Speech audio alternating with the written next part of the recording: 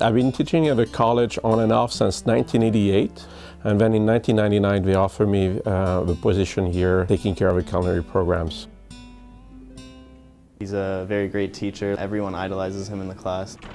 He always connects through students the specific way they need to be connected with. You're always excited to go to class.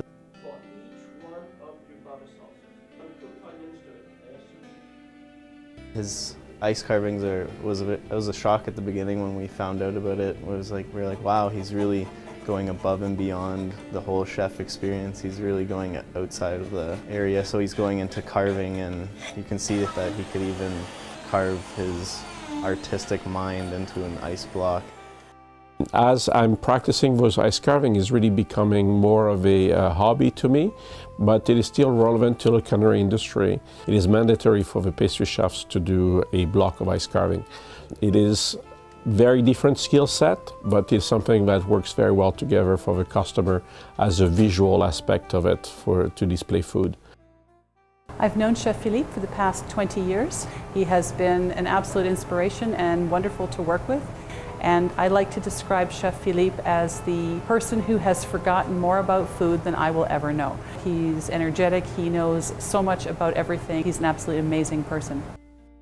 It's been a great growth upon the culinary program here at Conestoga College, and that allows me with the growth to spend a bit more extra time to do something that I love, what is ice carving.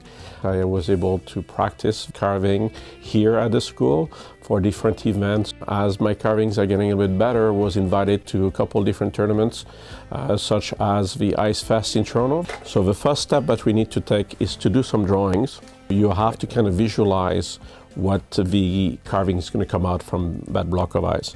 The next step is to put it into a frame to see if it's going to fit within the block.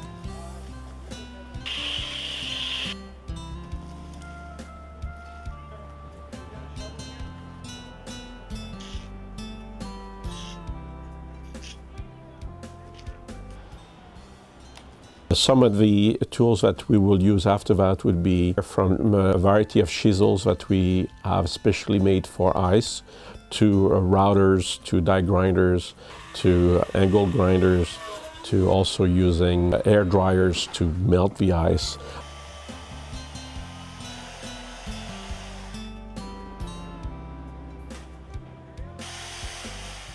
Fusing the blocks of ice together requires to have a certain temperature. If you're having a day that's quite warm, you don't want to make a carving that is too elaborate or too much dependent upon the structure of the ice.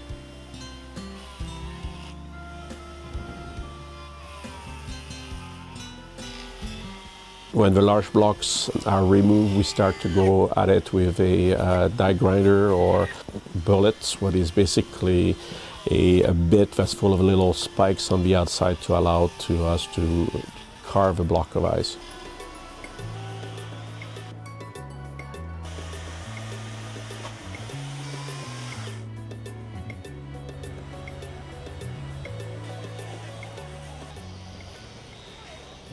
Today, Chef Philippe and I are carving 2 dogs. He asked me if I wanted to volunteer. I thought I was just going to be lifting blocks, but I actually carved something. I've never carved ice before, and it was an awesome experience.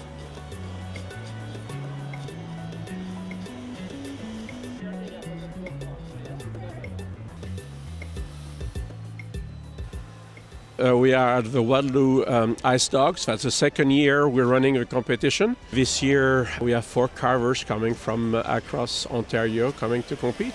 I've chosen to do 2 dogs here for the Ice Dogs. One eating some bones and another one showing upon a boot. Took me about 2.5 hours carving them today. It's a great turnout. Lots of people are coming in and enjoying the festival.